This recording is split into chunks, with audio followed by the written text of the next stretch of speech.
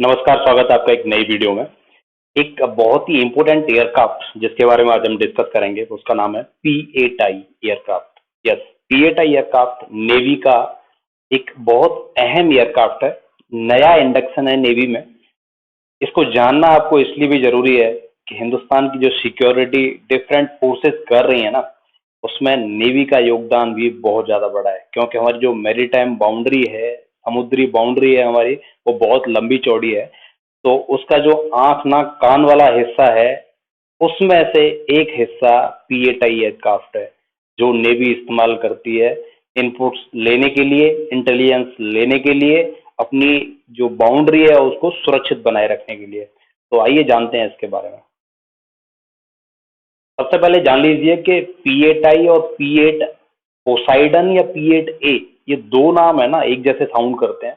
और number of times अगर आप थोड़ा सा इंटरेस्टेड होंगे डिफेंस अफेयर्स में, तो आप समझेंगे कि ये एक कंफ्यूजिंग वर्ड है जो निकल के आता है P-8I। आप सर्च भी करोगे ना गूगल पे, तो आपको मिलेगा P-8 पोसाइडन या P-8A।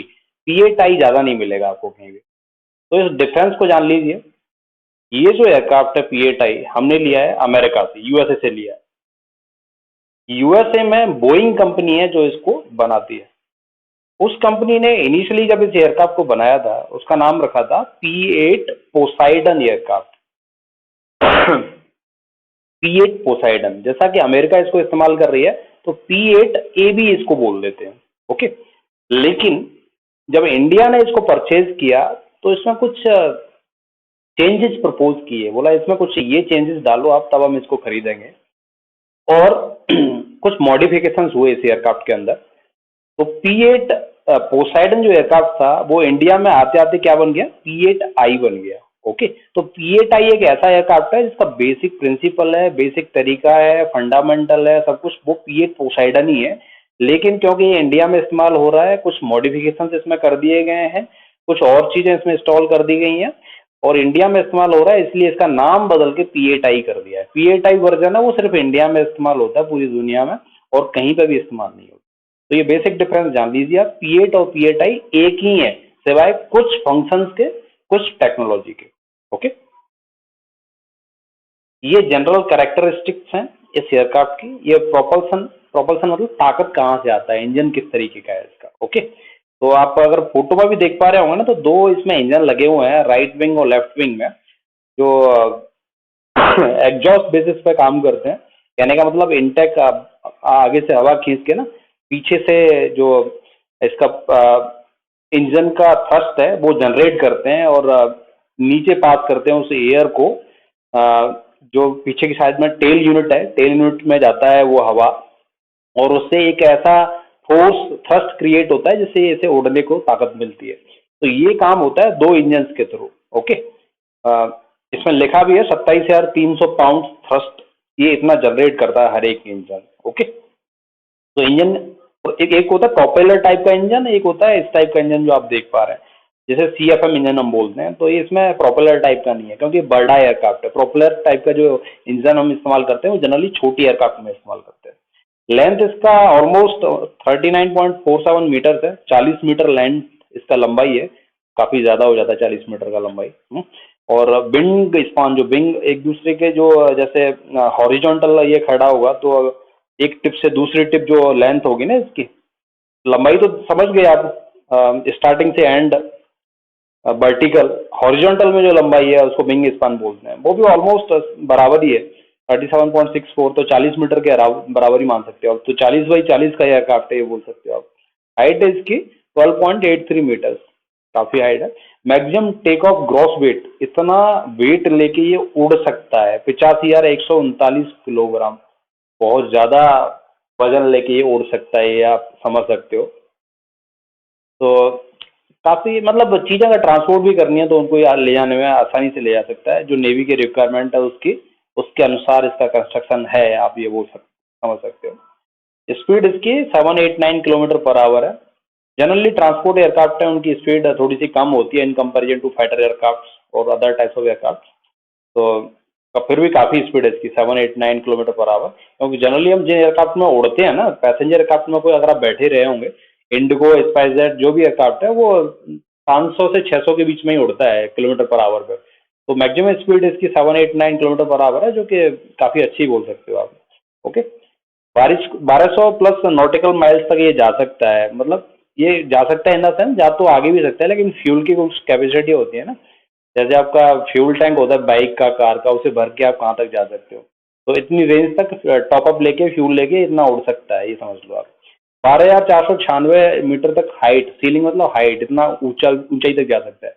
इंटेलिजेंस इसे गैदर करनी है, तो जितना ऊपर जाएगा उतना रडार की रेंज में कम आएगा जनरली, क्योंकि रडार जो फंक्शन करते हैं एक सर्टेन डायरेक्शन, सर्टेन हाइट तक करते हैं, तो जितना ऊपर जा सकता है उतना बढ़िया रहेगा।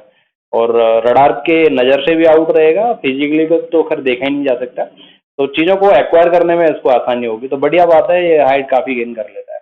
9 क्रू बैठ सकते हैं इसमें, अपना डेटा गैदर करना है और उड़ाना है इसको, जो भी एनालिसिस वगैरह करना है, तो 9 क्रू का एक सेट इसमें बैठ सकता है।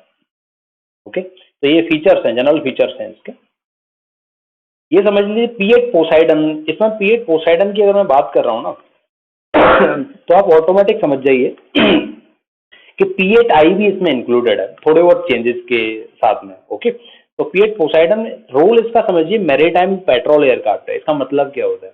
मैरीटाइम पेट्रोल एयरक्राफ्ट का मतलब है कि जो पानी है ना, हमारी सीमा है, आसपास समुद्री सीमा है, एक तो तक पुलिस की पेट्रोलिंग आप अपने कस्बे में देखा होगा, आपने अपने शहर में देखा होगा, पुलिस वाले गश्त दे रहे हैं, घोड़ा पे बैठ के जा रहे हैं, बाइक पे जा रहे हैं, पैदल जा रहे हैं, वो गश्त देते हैं ना, तो ये गश्त देना ही है, एक गश्त देता है।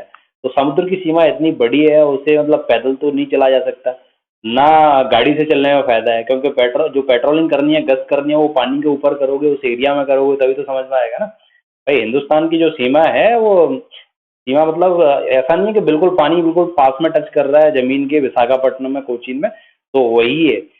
समुद्री सीमा तो और आगे तक होती है ना, जहाँ तक आप आंखों से देख ही नहीं सकते, आपकी बायनोकुलर पहुंच ही नहीं पाएगी, तो उस पानी के ऊपर उड़ना पड़ेगा। अंडमान निकोबार है, वहां तक समुद्री सीमा हमारी, और उसके आगे तक है, इंडोनेशिया तक है। तो वो एरिया कवर कैसे करेंगे, गश्त कैसे करेंगे? एयरक्राफ्ट चाहिए ना, स्पीड से जाना है ना, सारी चीजें देखनी है हमें, तो कोई ऐसा साधन चाहिए जिससे फास्ट हम चीज़ें प्रोसेस कर सकें, तो ये वही माध्यम है। तो ये गश्त करता है हमारे जो नेवी का एरिया है, जो समुद्री एरिया है, उसकी गश्त करता है, बेसिकली ये रोल है इसका। ओके, और भी डिफरेंट चीज़ें हैं, वो मैं बताऊंगा आपको अगली स्लाइड में। यूनाइटेड स्टेट्स में बना है, बोइंग ने इसको बनाया है। पहली फ्लाइट है ना 25 अप्रैल 2009 को उड़ी थी, कहने का मतलब काफ़ी नया नया ताज़ा ताज़ा एयरक्राफ्ट है ये इस इंडस्ट्री में। ओके, इससे पहले टुपोलोव नाम का एक एयरक्राफ्ट चलता था, जो इंडियन नेवी के पास में था। इंट्रोडक्शन हुआ इसका नवंबर 2013 में। इंडिया में वैसे पहले हो गया इसका जो इंट्रोडक्शन है ना, ये यूएस के हिसाब से बता रहा हूँ। प्राइमरी यूजर्स है ना इसके, यूएस, यूनाइटेड स्टेट्स तो यूज कर रहा है, इंडियन नेवी भी यूज कर रहा है, ऑस्ट्रेलिया यूज कर रहा है, ब्रिटेन में यूज हो रहा है, नॉर्वे में यूज हो रहा है, बहुत सारी कंट्री है, मेजर कंट्री है जो इसको इस्तेमाल कर रहे हैं। लेकिन अभी और ज्यादा इसका रेंज वेराइटी बढ़ना बाकी है, मतलब लिमिटेड है स्टिल, अभी भी इतना सारा एयरक्राफ्ट बना भी नहीं है। तो नंबर बेल्ट आप देख पा रहे होंगे कि मई 2023 का ही डेटा है, 160 एयरक्राफ्ट बने हैं टोटल अभी तक। तो पूरी दुनिया में नहीं बटा है, अभी कुछ ही कंट्री हैं, 5 7 8 जो इसको इस्तेमाल कर रहे हैं। ओके, तो इम्पोर्टेंट एयरक्राफ्ट है, कहने का मतलब हर किसी को नहीं बांटा जा सकता। इंडिया हो गया, ब्रिटेन हो गया, जर्मनी हो गया, ये सारे दोस्त हैं अमेरिका के, बोइंग के, तो कहीं ना कहीं उन्हें उन्हें दिया गया है ये एयरक्राफ्ट। तो अब बढ़िया बात है कि हमारे पास एक ऐसा वर्जन है जो काफ़ी कम कंट्रीज इस्तेमाल कर रहे हैं ऐसे एयरक्राफ्ट। इसका रोल यहाँ पे हम डिटेल में समझते हैं। देखो, मैरीटाइम पेट्रोल एंड रिकॉग्नाइजेंस एयरक्राफ्ट, इसका जो बेसिक रोल है वो मैंने गश्त का बताया आपको। रैकी करना क्या कहते हैं? अब मान के चलो मुझे कहीं जाना है, कहीं दूसरी सिटी में, कहीं दूसरी एस्टेब्लिशमेंट में जाना है, तो 20 आदमी को लेके जाना है, कुछ गाड़ियों को लेके जाना है, तो मैं पहले क्या करूँगा, अकेला जाऊँगा या अपनी टीम को भेजूँगा। वहाँ पे वो देख के आएंगे कि वहाँ पे इतनी जगह भी है कि गाड़ी पार्क करी जा सके, वहाँ पे इतनी होटल या कुछ और एस्टेब्लिशमेंट फैसिलिटी भी है कि यहाँ पे मतलब हमारे लोग रह सकें। तो उस तरीके से एक प्री प्लान्ड होती है चीज़, है ना। तो वो रैकी करूँगा, फिर अपनी टीम लेके जाऊँगा, फिर वहाँ पे मैं रह सकता हूँ। ऐसे रैकी करना क्या होता है, पहले दुश्मन का जो इलाका है ना उसको समझना कि वहाँ पे हम अटैक करेंगे, तो मतलब हमारे लिए एडवांटेज क्या क्या है और दुश्मन के पास में एडवांटेज क्या क्या है, हमें और क्या चीज़ें सुधारनी चाहिए, इंप्रूव करनी चाहिए, जिससे हम ऐसा अटैक कर सकें कि दुश्मन को हरा दें। ओके, तो ये ऐसे इनपुट्स गैदर करता है, चाहे वो इंडोनेशिया, बांग्लादेश, इधर आपका पाकिस्तान, श्रीलंका, कहीं भी हो। ऑल्दो फ्रेंडली कंट्रीज हैं, लेकिन एक डेटा तो हमें कैप्चर करके रखना पड़ेगा ना, कब किसका दिमाग खराब हो जाए चाइना की इन्फ्लुएंस में आके। तो वो ये डेटा कंजर्व करता रहता है, स्टडी करता रहता है कि अच्छा ये इनके वीक पॉइंट हैं, ये हमारे स्ट्रॉन्ग पॉइंट्स हैं। तो इस सब चीज़ को स्टडी को ना रैकी कहते हैं, आसपास के एरिया को देखना, टेरेन समझना, समुद्री जो आपके रूट्स हैं, जो तरीके हैं लड़ने के, उनको समझना। तो ये इस टाइप का डेटा गैदर करता है। ओके, ये रोल है इसका, ये काम करने का तरीका है। ठीक है। इसके अलावा क्या है, एंटी सबमरीन वारफेयर। सबमरीन जो समुद्र में जाती है ना नीचे, उनको ट्रेस करके उनको बॉम्ब से, मिसाइल से, रॉकेट से, जैसे भी है, उनको फाड़ देना, उनको अटैक करके खत्म कर देना। ये भी इसका, यस, ये मतलब सिर्फ मैरीटाइम पेट्रोल और रिकॉग्नाइज सीधा सीधा एयरक्राफ्ट नहीं है, टेढ़ा एयरक्राफ्ट भी है। टेढ़ा एयरक्राफ्ट इसलिए सबमरीन भी गिरा सकता है, ये जो समुद्र में घूम रही होती हैं, रडार के थ्रू उनकी लोकेशन जान के वहीं पे मिसाइल मारेगा और फाड़ देगा उनको। अच्छी बात है ना। Anti surface warfare, intelligence gather करना, सर्विलेंस, रिकॉग्नाइजेंस, वही सब चीजें आ जाती हैं इसमें। तो एक अच्छा पैकेज है, कहने का मतलब रैकी कर रहा है, इंटेलिजेंस दे रहा है, सर्विलेंस कर रहा है, साथ साथ में अटैक भी कर सकता है जरूरत पड़ने पर ना। तो बढ़िया कॉम्बिनेशन है चीज़ों का इस एयरक्राफ्ट के अंदर। और इस पे हारपून जैसी मिसाइल है वो माउंटेड रहती हैं। ओके। और नीचे आप देख पा रहे हो कि जो कंट्रीज यूज कर रहे हैं, Australia, Norway, New Zealand, north Korea, sorry, Republic of Korea का मतलब है साउथ कोरिया, ओके, जर्मनी, ये सारे कंट्रीज जिसको इस्तेमाल वगैरह ले रहे हैं इस एयरक्राफ्ट को, क्योंकि अपने आप में बहुत इंपॉर्टेंट एयरक्राफ्ट है।